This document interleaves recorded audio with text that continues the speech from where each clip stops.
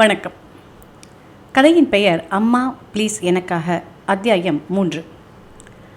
சுதந்திர போராட்ட வீரர் வேதாச்சலத்தின் ஒரே பெண்ணாக ஜனித்த கௌரிக்கு கல்யாணமாகும்போது 18 வயசு. வேதாச்சலம் காந்திஜியின் பரமபக்தர், தீரர் சத்தியமூர்த்தியின் ஆப்த சிநேகிதர். வாரி கொழித்த வக்கீல் தொழிலை துச்சமாய் உதறிவிட்டு சுதந்திர வேள்வியில் குதித்தவர். நினைவு தெரிந்த நாளிலிருந்து வாசல் திண்ணையில் கதறணிந்த தலைவர்கள் எந்நேரமும் ஜே என்று அமர்ந்து உரையாடியதை கௌரி நிறைய கண்டிருக்கிறாள். எத்தனை திட்டங்கள், எத்தனை பேச்சுக்கள், என்னென்னவோ காரியங்கள் எல்லாம் அந்த திண்ணையில் உருவாகி இருக்கின்றன. கௌரியின் அம்மா அவளுக்கு 5 வயசு நடக்கும் சமயத்தில் டிபி வந்து இறந்து போனாள். அம்மா என்ற மனுஷியை நன்றாக ஆணியடித்த மாதிரி நினைவில்லாவிட்டாலும் அவள் சதா கட்டிலோடு கட்டிலாய் படுத்து ரத்தமாய் துப்பி குடும்பத்தை கவனிக்க நேரமில்லாத மனுஷாளுக்கு கல்யாணம் எதுக்கு, குழந்தை குட்டி எதுக்கு என்று வாய் ஓயாமல் முனகியது மட்டும் பளிச்சென்று ஞாபகத்தில் இருக்கிறது. மற்றபடி ஒரு குழந்தைக்கு சாதாரணமாய் அம்மாவிடமிருந்து கிடைக்கும் கொஞ்சல், சீராட்டு, பாராட்டு எதுவும் கௌரிக்கு கிடைத்ததில்லை. பிற்காலத்தில் தாத்தா அம்மாவை பெற்றவர் சொல்லி கேட்டிருக்கிறாள். உங்கள் அம்மா செத்தப்போ உங்கள் அப்பன் ஜெயிலில் இருந்தாம்மா, கொள்ளி வைக்க புருஷன் இருந்தும் அந்த பாக்கியம் கூட கிட்டாமல் அவள் போய் சேர்ந்தா. நாடு நன்னா இருக்கணும், நாடு சுதந்திரம் அடையணும்னு பாடுபடுறவனுக்கு முதல்ல வீட்டை கவனிக்க நேரம் இல்லையே. யாரை சொல்கிறது போ, அவள் தலைவிதி அனுபவிச்சுட்டு போனா. அம்மா செத்த பிறகு தாத்தா கௌரியை வளர்க்கிறேன் என்று தான் சொன்னாராம். ஆனால் அப்பா ஒத்துக்கொள்ளாமல் தன் வயசான அக்காவை ஊரிலிருந்து வரவழைத்தார். கௌரிக்கும் அப்பாவை விட்டு போக இஷ்டமில்லை. 1000 இருந்தாலும் அப்பாவை விட்டுவிட்டு எப்படி இருக்க முடியும்? சாதாரணமாய் அமைகிற தொத்தல் அப்பாவா? அப்பா என்றால் எப்படிப்பட்ட அப்பா? வீட்டில் இருக்கிற சமயத்தில் பாரதியாரின் பாடல்களை அப்பா ராகம் போட்டு கம்பீர துவனியில் பாடுவார். எந்தையும் தாயும் மகிழ்ந்து குலாவி இருந்ததும் இன்னாடே என்று பாடுகையில் உணர்ச்சி வசப்பட்டு போவார். தொண்டை அடைக்கும், கண்கள் பனிக்கும். அப்பாவின் இந்த வேகம் கேட்பவர்களுக்கும் தாவி அப்படியே சிலிர்த்துவிடும்.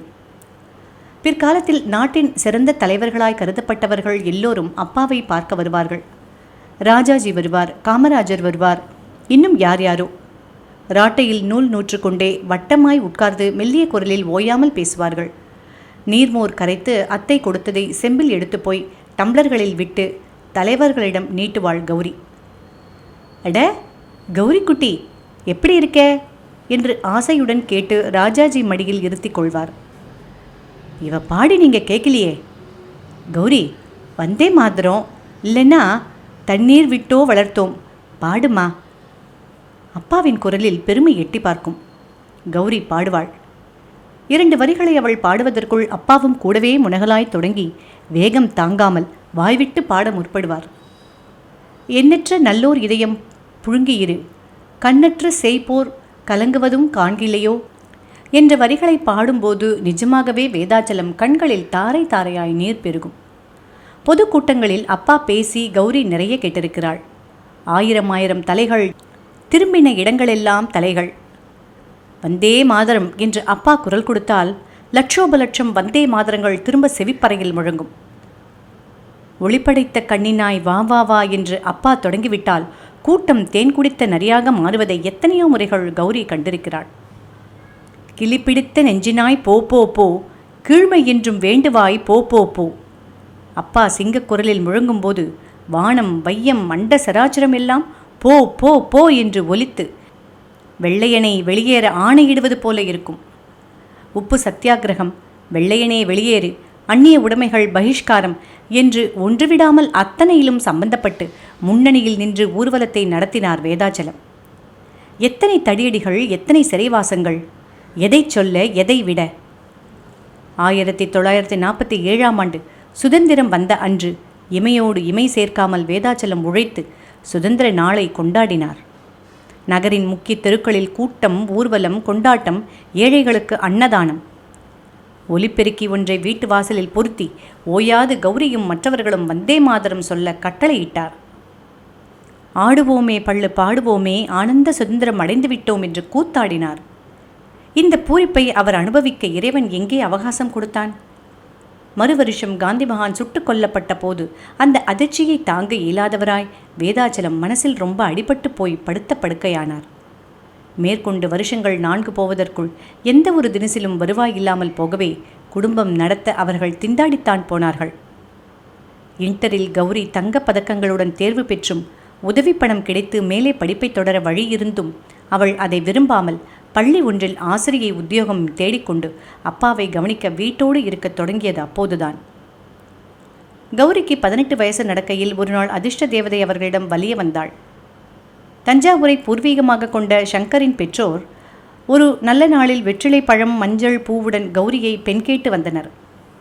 வேதாச்சலத்தை தன் மானசீக குருவாக கொண்டு அரசியலில் இறங்கியவனாம் சங்கர். பட்டப்படிப்பை பாதியில் விட்டுவிட்டு தேச சுதந்திர போரில் ஈடுபட்டவன். சுதந்திரம் வந்த பிறகு டெல்லி பக்கம் வேலை கிடைத்து போய்விட்டான். இப்போது சென்னையிலேயே வேறு உத்தியோகம் கிடைத்ததால் வந்து விட்டவன் கௌரியை மணக்க விரும்புகிறானாம். சம்மதம் என்றால் உடனே முகூர்த்தத்தை வைக்கலாம் என்றனர் சங்கரின் பெற்றோர். வேதாச்சலத்துக்கும் கௌரிக்கும் பூரண சம்மதம். சுதந்திரத்துக்கு முன் வேதாச்சலம் நிறைய சங்கருடன் பழகியிருக்கிறார். துடிப்பானவன், நேர்மையானவன், தேசபக்தி கொண்டவன் என்று அவனிடம் அவருக்கு தனி அன்பு உண்டு. சங்கர் ஆஜானு பாகு, நல்ல சிவப்பு, தூய கதராடையில் பளிச்சென்ற 1000 பேர்கள் நடுவிலும் தெரிவான். சுபயோக சுபதினத்தில் வடபழனி கோவிலில் சங்கர் கௌரியின் கழுத்தில் 3 முடிச்சுகளை போட்டான். கூரை புடவையும் மாப்பிள்ளை முகூர்த்த வேஷ்டியும் கூட கதர்தான். சம்பிரதாயத்துக்கு 2 மந்திரங்கள் சொல்லி தாலி கட்டின பிறகு முதலில் காந்திஜி படத்தை நமஸ்கரித்த பின்பே பெற்றவர்களிடம் ஆசைக்கு வந்தான் சங்கர். அப்பனுக்கு தப்பாத பிள்ளை என்று சொல்வார்கள், ரொம்ப சரி. ஆனால் மாமனாருக்கு தப்பாத மாப்பிள்ளை என்று எங்காவது உண்டோ? வேதாச்சலத்துக்கு குன்றுமணி குறையாத தேசபக்தி, எளிமை, மற்ற குணங்களோடு சங்கர் இருப்பதை பார்த்த எல்லோரும் மாய்ந்து தான் போனார்கள். காலையில் 5 மணிக்கு கௌரியை எழுப்பிவிட்டு தானும் எழுந்திருப்பான். 1/2 மணி பிரார்த்தனை, 1/2 மணி நூல் நூற்பு, அப்புறம் வீட்டு வேலைகள். பள்ளிக்கு சென்று வந்த பிறகு மாலை நேரங்களில் விடுமுறை நாள்களில் சுற்றுப்புறங்களில் இருந்த ஏழை குழந்தைகளை ஒன்று கூட்டி வைத்து பாடங்கள், தேசிய பாடல்கள், தலைவர்களின் வரலாறுகள் முதலியவற்றை சொல்லிக் கொடுக்கும்படி சங்கர் கௌரியை தூண்டுவான். விடுமுறை நாள்களில் கூட்டமாய் மொட்டை மாடி பந்தலின் கீழ் அமர்ந்து தேசிய பாடல்களை பாடிய வண்ணம் நூல் நூற்பது ஒரு வழக்கம். கல்யாணமாகி முதல் இரவு ஏற்பாடு செய்திருந்த அன்றே கௌரியிடம் மனம் விட்டு பேசிவிட்டான் சங்கர். பயத்தால் நடுங்கி நெற்றி முழுவதும் குண்டூசி குண்டூசியாய் வியர்வை துளிர்க்க நின்றிருந்த கௌரியின் கையை பற்றி மெல்ல தன் பக்கம் இழுத்து அருகில் அமர்த்தி கொண்டான். வியர்வையை கைக்குட்டையால் துடைத்தான். பின், ஏன் பயப்படுற கௌரி? நான் உன்னை ஒன்றும் பண்ண மாட்டேன், தைரியமாயிரு என்றான். கொஞ்ச நேரம் சாதாரணமாய் எவ்வளவோ பேசிக்கொண்டிருந்து விட்டு, உன்கிட்ட நான் சில முக்கியமான விஷயங்களை பற்றி பேசலாம்னு இருக்கேன். நான் சொல்கிறத நீ சரியாக புரிஞ்சுக்கணும். என்ன கௌரி என்றவன், தாம்பத்தியம் என்றால் என்ன, ஆண் பெண் உறவின் அவசியம் என்ன, அவற்றை பற்றி காந்திஜி போன்ற பெரியோர்கள் என்ன நினைக்கிறார்கள் என்பதையெல்லாம் நீளமாய் பேசினான். சங்கராச்சாரியார் என்ன சொல்லியிருக்கிறார் தெரியுமா கௌரி? தாம்பத்திய உறவை, குழந்தையை உண்டாக்குற வம்சத்தை விருத்தி பண்ணுற ஒரு புனிதமான காரியமாக நினச்சி மட்டுமே அதில் ஈடுபடணுமே தவிரவும் மற்றபடி இன்பம்னு நினச்சி அதை வளர்த்துக்கிறது தவறான எண்ணம்னு சொல்லியிருக்கார். இந்த தினசில் தான் நம்ம உறவும் அமையணும்னு நான் ஆசைப்படுறேன். கௌரி, உடம்புக்கு நாம் அடிமையாயிட்டா அதனால் பல கஷ்டங்கள், சங்கடங்கள் உண்டாகிறது நிஜம்தான். மனசுக்கு உடம்பு அடிமையாகணுமே தவிரவும் உடம்புக்கு புத்தி அடிமையாகக்கூடாது. என்ன கௌரி?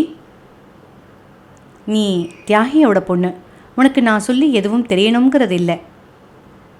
கௌரி, ஆனாலும் உன் கணவன்கிற முறையில் சில விஷயங்களை உன்னோட பேசி தீர்வு காண விரும்புகிற. காந்திஜியின் சத்திய சோதனையும் மற்ற புஸ்தகங்களும் நீ படிச்சிருப்ப. அதையெல்லாம் நம்ம வாழ்க்கையில் நாம் கடைப்பிடிச்சு பார்க்கணும்னு எனக்கு ஆசையாக இருக்குது. மனசோட வலிமையை வளர்த்துக்க முதல் 3 வருஷம் நாம் தாம்பத்திய உறவு இல்லாமல் இருந்துட்டு அப்புறம் வம்சவிருத்திக்காக மட்டும் உறவு கொள்ளணும்னு நான் நினைக்கிறேன். உன் ஒத்துழைப்பு எனக்கு பரிபூர்ணமாக கிடைச்சா நான் ரொம்ப சந்தோஷப்படுவேன் கௌரி. கௌரி யாருடைய பெண்? வேதாச்சலத்தின் அன்பு மகள் அல்லவா? சங்கரின் இந்த திட்டத்துக்கு அவளா முகம் சொன்னுங்கவாள்.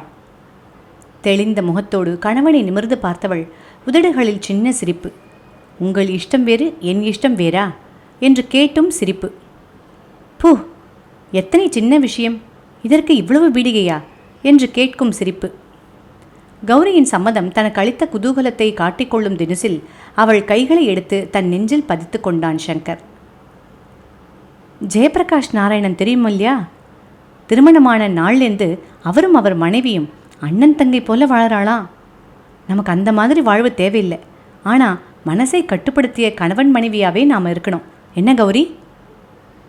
இருந்துதான் காட்டினார்கள். அந்த 3 வருஷமும் சின்ன முகச்சுளிப்பு கூட இல்லாமல் உதடுகளில் நெளியும் புன்னகையுடன் நிர்மலமான மனசுடன் இருவரும் இருந்துதான் காட்டினார்கள்.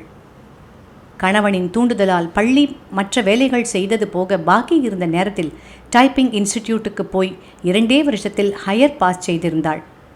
அருகில் இருந்த குப்பத்து பிள்ளைகளுக்கு சுகாதாரமும் ராட்டை நூற்பும் பாரதியார் பாடல்களும் கற்றுக் கொடுத்தாள். இப்படி ஒரு இனிமையான தாம்பத்தியம் அமைவது சாத்தியமா என்று அனைவரும் வியக்கும் வண்ணம் அந்த 3 வருஷங்களை வாழ்ந்து காட்டிவிட்டு திட்டமிட்டபடி 4ஆம் வருஷம் அழகான ஆண் குழந்தை ஒன்றை பெற்றெடுத்த போது கௌரியின் சந்தோஷத்துக்கு எல்லை இல்லாமல் இருந்தது. இதோடு இந்த அத்தியாயம் முடிவுற்றது.